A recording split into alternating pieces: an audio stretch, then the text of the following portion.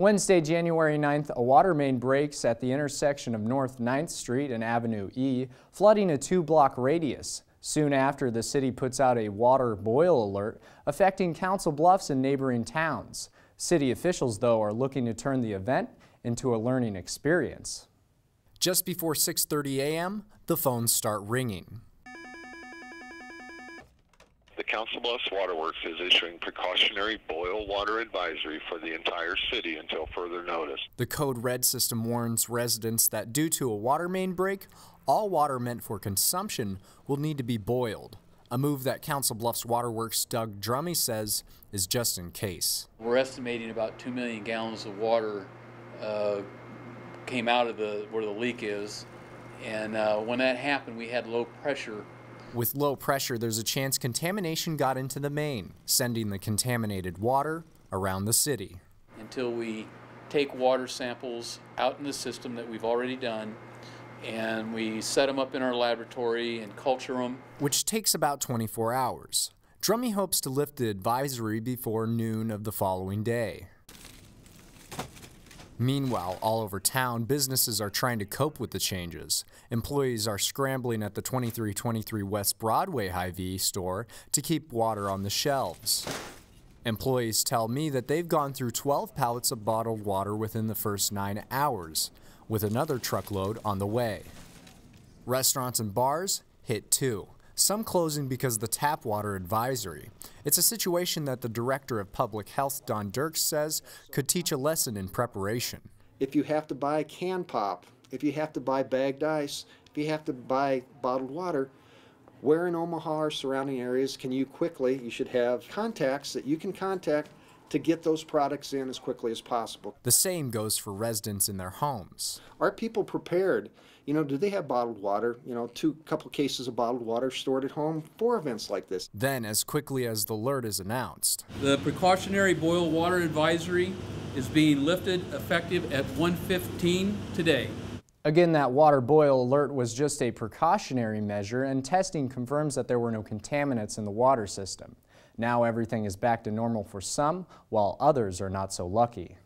It's just not David Peters' day. And we come in, my fiance went downstairs and said, "Dave, there's about 6 inches of water downstairs." Peters then decides to go to the store to pick up a vacuum to take care of the mess. So I get in my car and drive. Although the streets are flooded from the water main break, these streets flood all the time.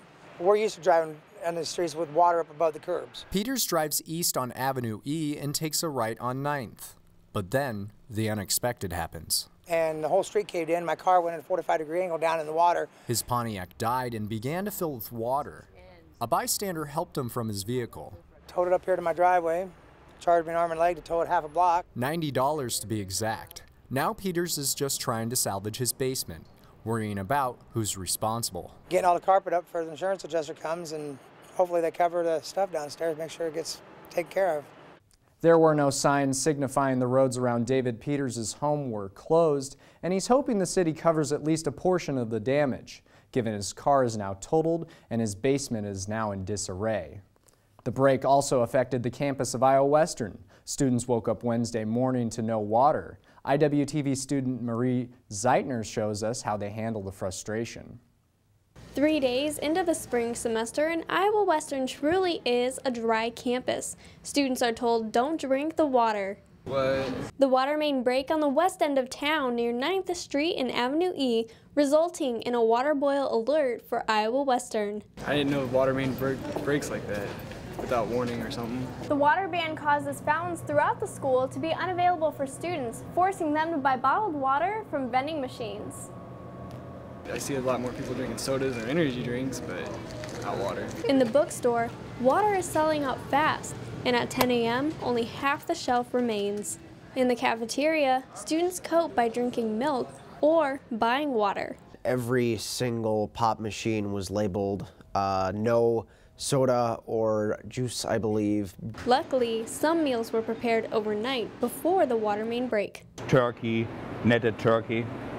We do have fried food. And since 1,000 meals are made for students every day, any water used by the kitchen staff must be brought to a rolling boil for at least 1 minute. Our students are safe and they can come down to us to the cafeteria and eat, enjoy the food.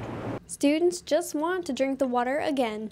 I hope they get it fixed soon. For CBTV 17, I'm Marie Zeitner.